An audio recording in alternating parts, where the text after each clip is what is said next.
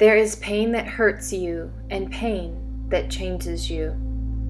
I don't know when I realized my relationship with pain was complicated, but I do remember when I realized I could sustain pain. It was in college. It was on an ergometer.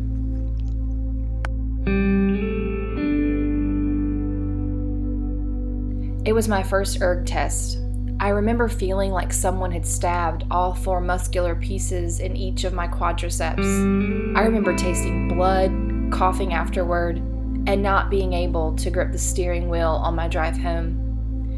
Each erg test after that, for 4 years, I set a personal record.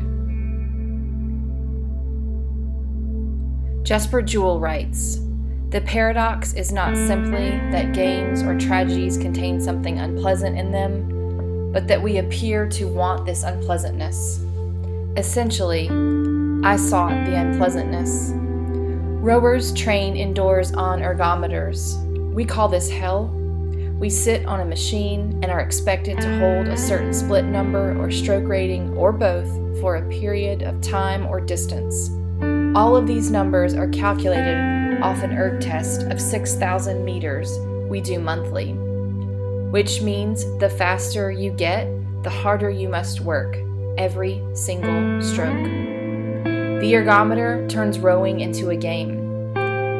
About games, Juul notes, "Players tend to prefer games that are somewhat challenging, and for a moment it can sound as if this explains the paradox. Players like to fail, but not too much. In training on the ergometer, the game is to keep your pace, because each stroke you take will be magnified when you race. Failure on the erg is real, not fictional.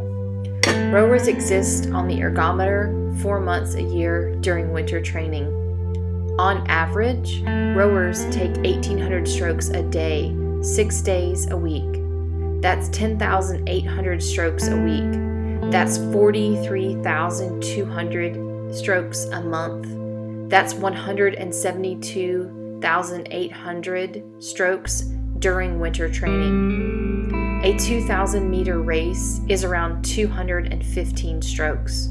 So on the first race of the spring season, each stroke a rower takes will account for 803 strokes they took during winter training.